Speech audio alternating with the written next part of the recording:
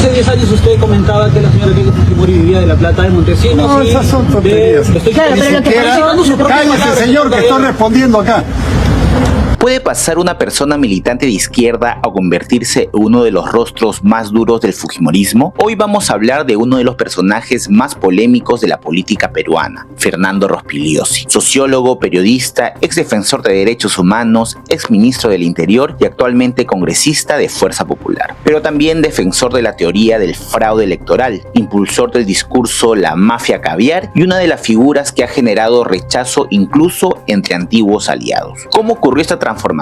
¿Convicción política, pragmatismo o simplemente reflejo de cómo cambió el Perú? Hoy analizamos su historia. Fernando Rospigliosi nació en Lima en 1947 y estudió sociología en la PUC. Pero lo interesante viene después. Entre 1968 y 1980 militó en Vanguardia Revolucionaria, un partido marxista de izquierda en plena época de radicalización de la política latinoamericana.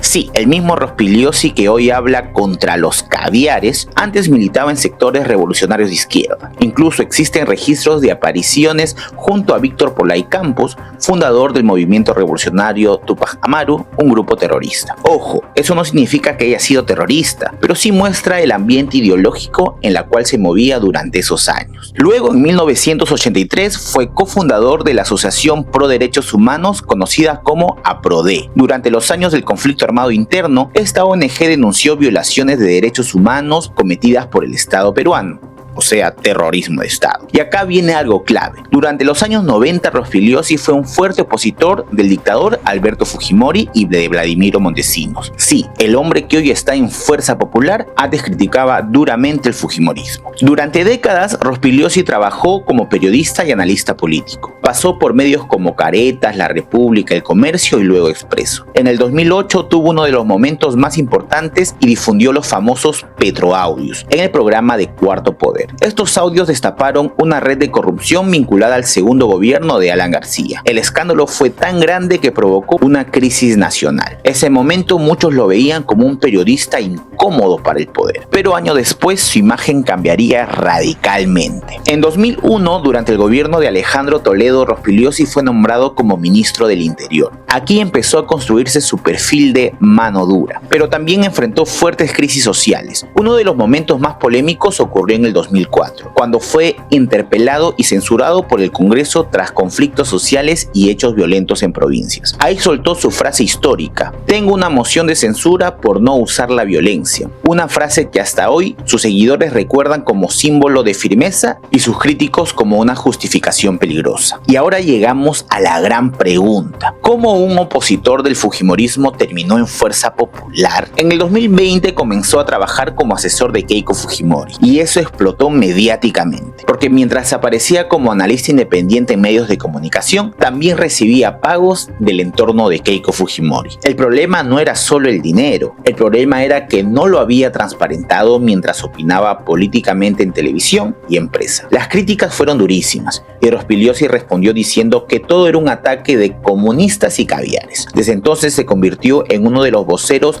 más agresivos del fujimorismo. Después de las elecciones del 2021, Rospigliosi fue uno de los principales promotores de la teoría del fraude electoral. Afirmó que existe un intento de imponer una dictadura chavista en el Perú, pero hasta hoy no aparecieron pruebas concluyentes que demostraran un fraude sistemático. Aún así, él continuó defendiendo esa narrativa. Y no solo eso, también popularizó el término mafia caviar, una expresión usada por sectores conservadores para acusar a ONG, periodistas, académicos y activistas de controlar el Estado peruano. Para sus seguidores, Rospigliosi dice lo que otros no se atreven. Para sus críticos, usa discursos polarizantes y conspirativos. En el 2023 asumió como congresista de Fuerza Popular tras la muerte de Nano Guerra García, y desde entonces ha protagonizado múltiples controversias. Defendió leyes de amnistía para militares y policías acusados de violaciones de derechos humanos y terrorismo de Estado. Ha dicho que en el Perú nunca hubo delitos de lesa humanidad y también respaldó discursos extremadamente duros contra manifestantes y opositores. Incluso fue denunciado por difamación por la la exfiscal de la Nación, Bely Espinosa,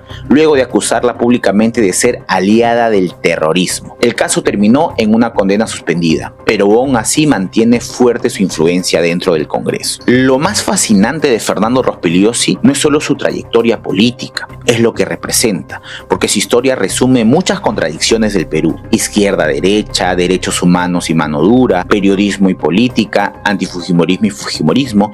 Para algunos evolucionó políticamente, para otros abandonó completamente sus principios. Y quizá la verdadera pregunta no sea quién es Fernando Rospigliosi, sino ¿qué pasó en el Perú para que alguien así terminara convertido en uno de los principales rostros del conservadurismo peruano? ¿Y tú qué opinas? Dale like, comparte y suscríbete a mi canal. Nos vemos hasta la próxima.